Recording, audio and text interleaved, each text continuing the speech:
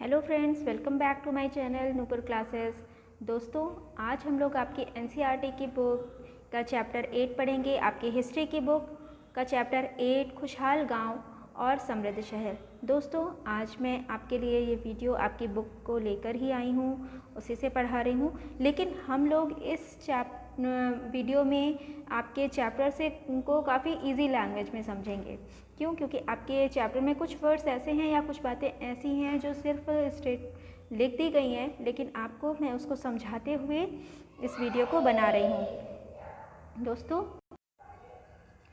दोस्तों, इस पार्ट में आप प्रभाकर की कहानी सुनेंगे, जो कि लोहार की दुकान पर बैठा है। उसने लोहार को देखा कि वो कैसे काम कर रहा है। एक छोटी सी बेंच पर बैठा था और उसने कुल्हाड़ी, हंसिया जैसे कुछ औजारों को देखा जो कि बेचने के लिए रखे हुए थे। दूसरी ओर भट्टी जल रही थी। औजार बनाने के लिए दो लोग लोहे की छड़ को गर्म कर उसे पीट रहे थे। प्रभाकर को ये सब बड़ा मज़ेदार लगा। दोस्तों, आपने भी लोहे की भट्टी देखी होगी कि किस तरह से वहाँ पर बर्तन बनाए जाते हैं, औजार बनाए जाते हैं। दोस्तों, इस कहानी को पढ़ने के बाद आपके मन में एक प्रश्न आ रहा होगा कि लोहे का उपयोग कब से शुरू हुआ, कब से लोगों ने लोहे का उपयोग करना शुरू किया। दोस्तों, आपको इस पैराग्राफ में बताया गया है कि लोहे के औजार और खेती के बारे में। लोहे का प्रयोग आज एक आम बात है। लोहे की चीज़ें हमारी रोज़मर्रा की ज़िंदगी का एक हिस्सा बन चुकी हैं।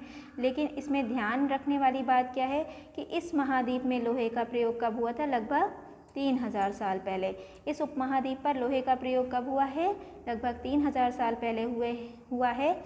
महापाषाण कब्रों में लोहे के औजारों की संख्या बहुत ही बड़ी मात्रा में मिली है। तो आप लोग अपने रजिस्टर या कॉपी पे नोट डाउन कर सकते हैं ये सारे पॉइंट्स। इसी के साथ साथ दोस्तों, अब हम देखेंगे कि लगभग 2500 वर्ष पहले भी लोहे के औजार के बढ़ते उपयोगों के प्रमाण जो हैं लोगों को मिले हैं, जिसमें से कुल्हाड़ियाँ हैं, जुताई के लिए कुल्हाड़ियाँ हो गई, जुताई के हल हो गए, हलों के फाल जो होते हैं वो लोगों को मिले हैं। इसी के साथ हम दोस्तों देखेंगे कि कृषि उत्पादन को बढ़ाने के लिए जो कदम उठाए गए उनमें वो क्या थे। कृषि उत्पादन में के लिए जो कदम उठाए गए थे उसमें थे, आप यहाँ पर देखेंगे, रोपाई का काम शुरू हो गया था, नए औजारों का उपयोग करना शुरू हो गया था। इसके लिए जो शुरू किया गया था, सबसे पहले आप देखेंगे कि इसमें नहरें, कुएं, तालाब और कृत्रिम जलाशय बनाए गए थे। ये बहुत ही ज़्यादा जो सिंचाई या कृषि का कार्य था, इसके लिए लाभदायक सिद्ध हुए। इसी के साथ साथ आपको आगे एक चार्ट दिखाया गया है जिसमें ये बताया गया है कि ये कुछ कार्य दिए हुए हैं जिसमें आपको यहाँ पर फिलअप करना है। जैसे राजा को सेना, महल और किले बनवाने के लिए धन चाहिए, वे किसानों से कर लेते हैं। थर्ड पॉइंट इसके बाद क्या आएगा? कर लेते हैं। फिर यहाँ पर हम इस पॉइंट पे जाएंगे और ये वाला पॉइंट जो है हमारा, कर अदा करने के लिए किसानों को उत्पादन बढ़ाना था। इसी के साथ साथ हम देखेंगे फोर्थ है, यह सिंचाई से ही संभव था। फिफ्थ और सिक्स्थ पॉइंट के लिए हमें क्या देखना है कि राजाओं ने सिंचाई की योजना बनाई और धन खर्च किया, लोगों ने परिश्रम किया। यहाँ पर क्लियर हो गया है। इसके बाद है कृषि का उत्पादन बढ़ा और राजस्व बढ़ा। अब हम ये देखेंगे कि यहाँ पर कौन रहता था, उपमहाद्वीप में कौन रहता था। ये आपकी हेडिंग है, गांवों में कौन रहते थे। इस उपमहाद्वीप के दक्षिणी और उत्तरी हिस्से में अधिकांश गांवों में कम से कम 3 तरह के लोग रहते थे। तमिल क्षेत्र में बड़े भूमि निवासियों को क्या कहा जाता था? वेल्ला कहा जाता था। दोस्तों, याद रखेंगे, दक्षिण और उत्तरी हिस्सों के अधिकांश गाँवों में कितने तरह के लोग रहते थे? 3 तरह के लोग रहते थे। तमिल के बड़े क्षेत्र में भूनिवासियों को वेल्ला कहा जाता था, साधारण हलवाओं को उणवार और भूमिहीन मजदूरों को दास, कैडेसियर और आदिमई कहा जाता था। ये पॉइंट आप लोगों के लिए इम्पॉर्टेंट है, इसको नोट डाउन करेंगे। इसी के साथ साथ है, देश के उत्तरी हिस्से में गांव का प्रधान व्यक्ति क्या होता था? ग्राम भोजक कहलाता था। ये भी एक पॉइंट है, इसको भी नोट डाउन करेंगे कि देश के उत्तरी हिस्से में गांव का प्रधान ग्राम भोजक कहलाता था। अक्सर एक ही परिवार के कई लोग जो होते थे इस पद पर बने रहते थे। आगे के पॉइंट में देखिए दिया गया है कि जिस तरह से आप पढ़ते थे कि राजा का जो पुत्र होता था उसी को राजा बनाया जाता था। इसी तरह से ग्राम भोजक पद में भी यह पद भी क्या था, आनुवांशिक था। मतलब इनके जो पुत्र होते थे वो आनुवांशिक रूप से ही ग्राम भोजक के पद पर आसीन हो जाते थे। अब यहाँ पर आपसे अगर ये पूछा जाता है कि ग्राम भोजक के पद पर कौन से लोग आसीन होते थे, किसे बनाया जाता था, तो आप बता सकते हैं कि गांव का सबसे बड़ा जो भूस्वामी होता था वो कौन होता था, ग्राम भोजक के पद पर आसीन होता था। दोस्तों इसी के साथ साधारणतया इनकी ज़मीन पर इनके दास मजदूर काम करते थे। इसके अतिरिक्त प्रभावशाली होने के कारण प्रायः राजा भी कर वसूलने का काम भी इन्हें ही सौंप दिया करते थे। ये न्यायाधीश का और कभी कभी पुलिस का काम भी करते थे। ग्राम भोजों के अलावा स्वतंत्र कृषक होते थे जिन्हें गृहपति कहते थे। अब सेकंड क्वेश्चन यहाँ पर क्या बनता है कि गृहपति किन्हें कहते थे, तो गृहपति हम किसको कहते थे, ग्राम भोजों के अलावा जो स्वतंत्र कृषक होते थे उन्हें हम गृहपति कहते थे। इसमें ज़्यादातर छोटे किसान होते थे। इसके अतिरिक्त कुछ स्त्री पुरुष थे जिनके पास अपनी ज़मीन नहीं होती थी, उन्हें क्या कहा जाता था, दास या कर्मकरार कहा जाता था, जिन्हें दूसरों की ज़मीन पर काम करके अपनी जीविका चलानी होती थी। गाँव के अधिकांश गाँवों में लोहार, कुम्हार, बढ़ई, बुनकर जैसे लोग भी शामिल थे। अब हम देखेंगे प्राचीनतम तमिल रचनाएं। ये आपकी बुक में हाईलाइट करके दिया हुआ है, क्यों, क्योंकि इसमें आपको बताया गया कि संगम साहित्य किसे कहते हैं। तमिल की प्राचीनतम रचनाओं को हम क्या कहते हैं, संगम साहित्य कहते हैं। इनकी रचना करीब 2300 साल पहले की गई। इन्हें संगम इसलिए कहा गया क्योंकि इसमें मदुरै के कवियों सम्मेलनों में इनका संकलन किया जाता था। गाँव में रहने वाले जिन भी तमिल नामों का यहाँ पर उल्लेख किया गया है वे संगम साहित्य में पाए गए हैं।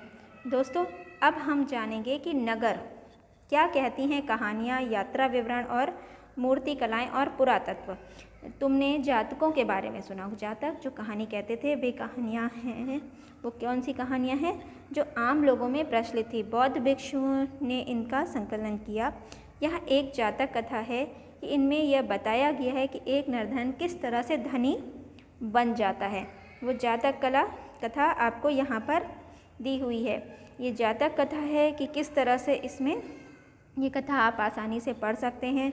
इस कथा में कैसे बताया गया है कि किस तरह से एक निर्धन व्यक्ति भी कैसे धीरे धीरे धनी बन जाता है।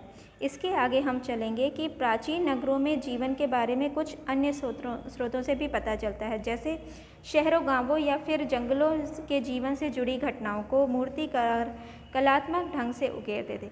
इन मूर्तियों को ऐसी इमारतों या रेलिंग खंभों, प्रवेश द्वारों द्वारा सजाया जाता था जहां वो लोग आते थे। मतलब ये जो आप पैराग्राफ पढ़ रहे हैं इसमें आपको पता है कि जब हम किसी प्राचीन इमारत को देखने या घूमने जाते हैं तो वहाँ की रेलिंग और इमारतों को देखकर हम वहाँ के या उस काल की सभ्यता के बारे में थोड़ा बहुत जान पाते हैं। क्यों? क्योंकि उन्हें उस समय के अनुसार सजाया जाता है। वहाँ के आलेखन, वहाँ की मूर्तिकला उस समय की जीवनचर्या को प्रदर्शित कर रही होती हैं। दोस्तों ये देखिए, ये सांची की मूर्तिकला है। यहाँ मध्य प्रदेश की स्थित सांची की मूर्तिकला का ये एक नमूना है। इसमें जीवन का एक दृश्य दिखाया गया है। ये है ये चित्र, देखिए सांची की मूर्तिकला। अब यहाँ पर आप हाथी देख सकते हैं, स्त्री पुरुष देख सकते हैं। इस पिलर में ये दिखाया गया है। देखिए लोगों के जनजीवन का प्रभाव यहाँ पर इस मूर्तिकला में दिखाया गया है। सांची के बारे में आप पढ़ेंगे। ये दीवारें किसकी बनी है, ईंट की बनी है या फिर लकड़ी या पत्थर से इसकी रेलिंग लकड़ी की बनी है। इन इमारतों की छतों का भी आपको वर्णन इसमें करना है।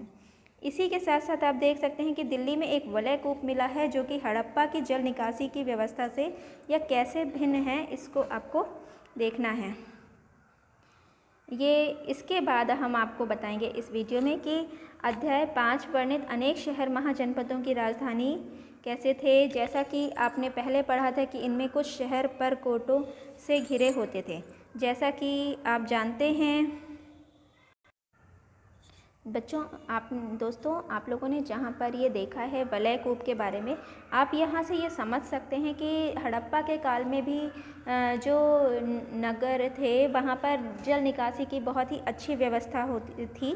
इसी तरह से वलय कूप ये मिले हैं, ये गुसलखाने, नाली या कूड़ेदान के लिए ये प्रयोग में लाए जाते थे। एक तरह से टैंक आप इसको समझ सकते हैं कि सारा पानी या गंदगी वहाँ आकर इसमें रुकती थी। महलों बाज़ारों या आम घरों के अवशेष बहुत कम मिले हैं। संभवतः लकड़ी, मिट्टी व कच्ची ईंटों के छप्पर से बने होंगे, जिस कारण से ये बहुत ज़्यादा समय तक टिक नहीं सके और भविष्य में पुरातत्वविद अभी भी इनकी खोज में लगे हुए हैं, इनका पता चल सकता है।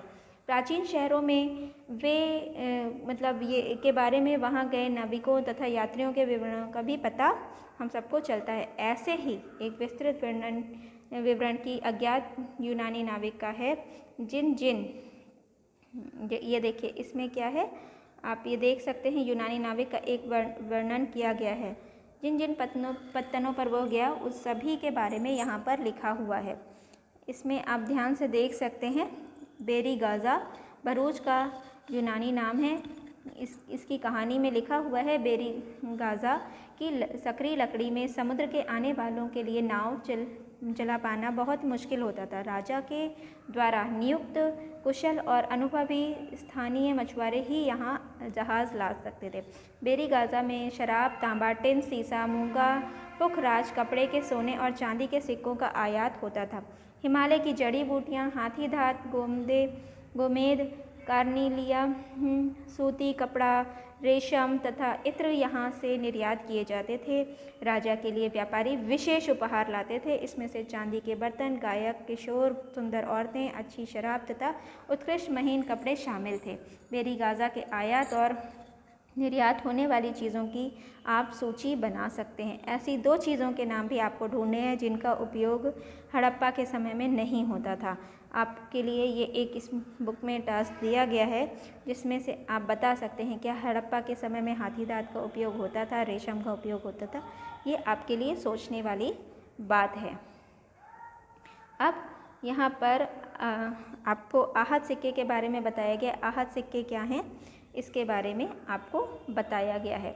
आप ध्यान से देखेंगे, आहत सिक्के क्या होते हैं, सामान्यतः आयताकार या कभी कभी वर्गाकार या गोल होते थे। ये सिक्के या तो धातु की चादर को काट कर बनाए जाते थे, चपटे या गोलिकाओं से बनाए जाते थे। इन सिक्कों पर कुछ लिखा हुआ नहीं था, मतलब पहले से कुछ ज़्यादा लिखा नहीं रहता था। इन पे कुछ ठप्पे जैसे बना दिए जाते थे, इसीलिए इन्हें आहत सिक्के कहा जाता है। ये सिक्के उपमहाद्वीप में अधिकांश हिस्सों में पाए जाते हैं। ईसा की आरंभिक सदियों तक ये प्रचलित रहे थे। अब हम यहाँ देखेंगे कि इसमें और क्या बताया गया है सिक्कों के बारे में, कि सिक्कों के आधार पर संपत्ति का मूल्यांकन किया जाता था। पुरातत्व विदों को इसके हज़ारों सिक्के मिले हुए हैं। सबसे पुराने आहत सिक्के करीब कब के थे, 500 साल तक चले थे। ये सब पुराने आहत सिक्के जो कि करीब 500 साल तक चले थे। ये आपके लिए पॉइंट है, इसको आप नोट डाउन करेंगे कि जो पुराने आहत सिक्के थे, ये देखिए आहत सिक्के जो थे ये कब तक चले थे, 500 साल तक चले थे। इसके बाद हम देखेंगे चांदी या तांबे के सिक्कों पर विभिन्न आकृतियाँ बनाई गई थी, जिसका एक सैंपल आपको ये दिखाया गया है। अब विनिमय के साधन यहाँ पर देखेंगे, ये एक छोटी सी कविता दी हुई है जिसमें विनिमय के साधन के बारे में आपको काफ़ी कुछ बताया जा चुका है। जैसे खेतों के सफ़ेद धान गाड़ियों पर लादे जा रहे थे, नमक के लिए लंबे लंबे रास्ते, चांदनी सी सफ़ेद रेत पर परिवार को समेटे कहीं पीछे छूट ना जाएं, शहरों के नमक के सौदागरों के यूँ चले जाने से सिर्फ सन्नाटा रह जाता है। समुद्र के किनारे नमक का बहुत ज़्यादा उत्पादन होता था। मतलब आप यहाँ समझ सकते हैं कि व्यापारी किस चीज़ का विनिमय कर रहे थे, वे किस तरह की यात्रा कर रहे थे। मतलब वे अपने परिवार के साथ यात्रा कर रहे थे और नमक के सौदागर वे थे। इसी के साथ साथ है नगर और अनेक गतिविधियों के केंद्र और शिल्पकार, इसके बारे में आपको इस चैप्टर में बताया गया है। तो हम लोग सबसे पहले क्या जानेंगे, अब हम लोग जानेंगे नगर अनेक गतिविधियों के केंद्र। मतलब जो उस समय के नगर थे वे अनेक गतिविधियों के केंद्र हुआ करते थे। लगभग 250 साल से भी ज़्यादा समय से ये महत्वपूर्ण नगर रहा है। यहाँ पर यातायात व्यापार के दो मुख्य रास्तों पर स्थित था। मतलब इनमें से एक रास्ता जो था वो कहाँ जाता था, उत्तर से पूरब की ओर, और दूसरा उत्तर से दक्षिण की उत्तर पश्चिम से पूरब की ओर, तथा दूसरा जो रास्ता था वो दक्षिण की ओर जाने वाला था, उत्तर से दक्षिण की ओर जाने वाला था। शहर के चारों ओर किलेबंदी होती थी, उनमें अनेक मंदिर थे जिनके पास किसान पशुपालक शहर से जाने वालों के लिए भोजन जुटाते थे। इसी के साथ साथ आप देखेंगे कि यहाँ पर मथुरा की बेहतरीन मूर्तियाँ बनाने का केंद्र था। ये जो आपका पॉइंट था अनेक गतिविधियों का केंद्र, इस बात से आपको समझ में आ गया होगा। इसी के साथ साथ आप देखेंगे 2000 साल पहले मथुरा कुषाणों की दूसरी राजधानी बनी। इनके बारे में आप अगले अध्याय में और भी ज़्यादा डिस्क्रिप्शन से पढ़ेंगे। मथुरा एक धार्मिक केंद्र भी रहा है। यहाँ बौद्ध विहार, जैन मंदिर हैं। यहाँ पर क्या है, मथुरा एक धार्मिक केंद्र भी रहा है। यहाँ पर बौद्ध विहार और जैन मंदिर भी हैं। यह कृष्ण भक्ति का एक महत्वपूर्ण केंद्र था और आज भी है। आप सभी मथुरा के बारे में पढ़ते हैं, तो आपके लिए यहाँ पर एक जो ये क्वेश्चन बन रहा है इस पे आप फोकस करेंगे कि ये क्या है। अगर मथुरा के बारे में आपसे पूछा जाए तो आप क्या बताएंगे, ये कृष्ण भक्ति का एक महत्वपूर्ण केंद्र है। यहाँ पर बौद्ध विहार और जैन मंदिर भी हैं। ये आपके लिए एक अच्छा क्वेश्चन बन सकता है। इसी के साथ साथ मथुरा में प्रस्तर खंडों और मूर्तियों के अभिलेख भी मिले थे। यहाँ पर मतलब संक्षिप्त लेख भी है। यहाँ पर स्त्रियों और पुरुषों द्वारा मठों मंदिरों को दिए जाने वाले दान का भी उल्लेख है। प्रायः शहर के राजा रानी, अधिकारी, व्यापारी, शिल्पकार इसी प्रकार के दान करते थे। उदाहरण में आप देख सकते हैं कि सुनारों, लोहारों, बुनकरों या माला बनाने वाले, इत्र बनाने वालों के उल्लेख उस समय से मिले हुए हैं पुरातत्वविदों को। इसी के बाद हम देखेंगे कि शिल्पकार और शिल्प तथा शिल्पकार। अब यहाँ पे पहले हम ये देख लेंगे कि क्या बताया गया। उत्तरी काले चमके पात्र, ये इनके बारे में बताया गया कि ये एक कठोर चाक निर्मित धातु की तरह दिखने वाले चमकदार काली सतह वाले पात्र हैं। इसे बनाने के लिए कुम्हार मिट्टी के बर्तनों, भुट्टों पर उच्च तापमान में रखते थे। मतलब बहुत गर्म करके उनके ऊपर इसको मिट्टी के भट्टों पर इसको रखते थे, जिसके परिणाम स्वरूप इनकी बाहरी सतह जो थी वो काफ़ी काली हो जाती थी। इन पर एक पतली काली लेप लगाई जाती थी जो इस बर्तन को शीशे जैसी चमक प्रदान करता था।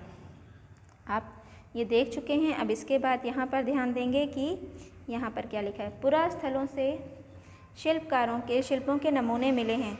इसमें मिट्टी के बहुत पतले और सुंदर बर्तन मिले हैं। इन्हें उत्तरी काले चमकीले पात्र कहा जाता था क्योंकि ये ज़्यादातर उपमहाद्वीप के उत्तरी भाग में मिले हैं। आपको बताएं कि जैसे कि आप ध्यान से देखेंगे कि क्या पुरास्थलों में क्या मिले हैं, बर्तन मिले हैं, काले पात्र। अभी मैंने बताया काले पात्र क्या हैं, आप समझ गए हैं। आपसे अगर प्रश्न पूछा जाता है कि काले पात्र क्या हैं तो आप बता सकते हैं ये चमकीले पात्र, काले पात्र जिनको बहुत ज़्यादा तेज आंच पर पकाया जाता था और जिन पर पॉलिश होती थी। आप ये पढ़ चुके हैं। इसके साथ साथ आप ध्यान से देखेंगे कि दूसरे शिल्पकारों के अवशेष नहीं बचे होंगे, जैसे कि विभिन्न ग्रंथों का हमें पता चलता है। कपड़ों के उत्पादन की महत्वपूर्ण जानकारी उस समय थी। उत्तर में वाराणसी, और जो कपड़ों के उत्पादन के लिए कौन प्रसिद्ध था, इसमें ध्यान देंगे। कपड़ों के उत्पादन का महत्वपूर्ण केंद्र उत्तर में वाराणसी और दक्षिण में मदुरै इसके प्रसिद्ध केंद्र थे। यहाँ के स्त्री पुरुष दोनों ही काम करते थे। इसी के साथ साथ अनेक शिल्पकार और व्यापारी अपने अपने संघ बनाने लगे थे, जिन्हें क्या कहा जाता था, श्रेणी कहा जाता था। इन्हें श्रेणी कहते थे। शिल्पकारों की श्रेणियों शिल्पकारों की श्रेणियों का काम प्रशिक्षण देना, कच्चा माल उपलब्ध कराना, तैयार माल का वितरण करना था, जबकि व्यापारियों की श्रेणियां व्यापार संचालन करती थी। श्रेणियां जो थी वो बैंकों के रूप में काम करती थी, जहां लोग पैसा जमा रखते थे। इस धन का निवेश लाभ के लिए किया जाता था। उससे मिले लाभ का कुछ हिस्सा जमा करने वालों को लौटा दिया जाता था। फिर मठ आदि धार्मिक संस्थानों को भी दिया जाता था। सूत कातने और सूत बुनने के नियम, ये आपके पाठ में आगे दिया हुआ है। हम ध्यान से देखेंगे। सूत काटने और बुनने के नियम। इसको आप अपनी किताब से अच्छे से पढ़ भी सकते हैं। ये नियम अर्थशास्त्र के हैं। इस में ये वर्णन किया गया है कि कैसे मतलब जो पदाधिकारियों की देख रेख में कैसे कारखानों में सूत की कताई या बुनाई की जाती थी। ऊन, पेड़ों की छाल, कपास, पटुआ, सन को तैयार करने के काम विधवाओं और सक्षम या अक्षम महिलाओं द्वारा, भिक्षुणियों द्वारा, वृद्धा वेश्याओं या राजा की अवकाश प्राप्त दासियों, सेविकाओं या अवकाश प्राप्त देवदासियों को इस काम में लगाया जाता था। इस काम के लिए उन्हें पारिश्रमिक भी देना होता था। महिलाओं को बाहर निकलने की अनुमति नहीं थी। दासियाँ थी वो अपने बच्चों को भेजकर कच्चे माल मंगवा सकती थी, फिर इन्हें तैयार करके भेज सकती थी। औरतें कारखाने तक जा सकती थी, उन्हें अपना माल कारखाने के तक तड़के से ले जाना पड़ता था। यहाँ तक उन्हें उसके लिए पारिश्रमिक भी मिलता था। इस माल को अच्छी तरह जांचने के लिए रोशनी रहती थी। निरीक्षक उन औरतों की तरफ देखता था, उनकी सारी बातें करता या इधर उधर की बातें करता था, उसे सज़ा मिलती थी। मतलब निरीक्षक जो था वो इन औरतों के काम पर ध्यान रखता था, उनका निरीक्षण करता था कि वो काम कितनी अच्छी तरीके से कर रही हैं। जो भी महिलाएं इस तरीके के काम में कोई त्रुटियां करती थी उन्हें दंड मिलता था। अगर औरत ने अपना काम पूरा नहीं किया तो उसे जुर्माना देना होता था। इसके लिए उनका अंगूठा भी काटा जा सकता था। इसके बाद हम देखेंगे सूक्ष्म निरीक्षण अरिकमेडु। इसमें क्या है, इसके बारे में हम देखेंगे कि लगभग 2200 से 1900 साल पहले अरिकमेडु में एक पत्तन था। यहाँ दूर दूर से जहाज़ आते थे और सामान उतारते थे। यहाँ ईंटों का ढांचा मिलता है जो संभवतः क्या रहा होगा, गोदाम की तरह होगा। भूमध्य सागरीय क्षेत्रों के एम्फोरा जैसे पात्र यहाँ पर मिले हैं। इनमें शराब, तेल, तरल पदार्थ रखे जाते थे। इसमें दोनों तरफ से पकड़ने के लिए हत्थे लगे हैं। साथ ही एरेंटाइन जैसे मुहर लगे लाल चमकदार बर्तन भी इसमें मिले हैं। इटली के शहर के नाम पर एरेंटाइन पात्र का नाम जाना जाता है। अब यहाँ पर फिर आपके लिए एक क्वेश्चन बन रहा है कि इटली के एक शहर के नाम पर एरेंटाइन पात्र का नाम दिया गया है। तो आपको एरेंटाइन के पात्र जैसे मोहर लगे लाल चमकदार बर्तन, ये आपके लिए क्वेश्चन है कि इटली के किसी शहर के नाम पर जिस बर्तन का नाम रखा गया उसका नाम आप बताइए। तो इसी के बाद है, इसे मुहर लगे साँचे पर गीली चिकनी मिट्टी को दबाकर बनाया जाता था। कुछ जो ऐसे बर्तन मिले हैं इनका डिज़ाइन तो रोम का था, किंतु वे यहीं बनाए गए थे। यहाँ रोमन लैप शीशे के बर्तन तथा रत्न भी मिले हैं। ये देखिए, इसके उदाहरण है अभिलेख मिट्टी के बर्तन। कई बर्तनों में ब्राह्मी लिपि के अभिलेख मिले हैं। तमिल भाषा के लिए इसी लिपि का प्रयोग किया जाता था, इसलिए इन्हें तमिल या ब्राह्मी अभिलेख कहा जाता है। इसी के साथ साथ आप देखेंगे कि साथ ही छोटे छोटे कुंड मिले हैं जो संभवतः कपड़े की रंगाई के पात्र रहे होंगे। यहाँ पर शीशे, अर्धमूल्य के पत्थर, मनके बनाने के लिए पर्याप्त साक्ष्य मिले हैं।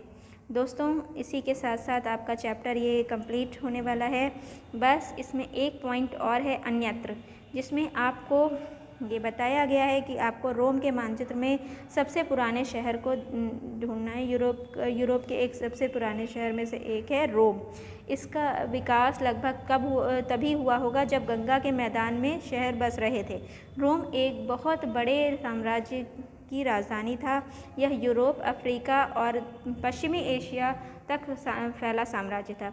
इसके सबसे महत्वपूर्ण शासकों में से एक था ऑगस्टस ने करीब 2000 साल पहले शासन किया था। उसने कहा था कि रोम ईंटों का शहर था। मतलब आप समझ सकते हैं कि यहाँ पर ईंटें सबसे पहले यहाँ पर उपयोग में आए होंगे, या फिर यहाँ पर ईंटें बहुत ज़्यादा मात्रा में मिलते होंगे, जिसे मैंने संगमरमर का बनवाया था। ऑगस्टस और उसके बाद के शासकों ने कई मंदिर और महल भी बनवाए थे।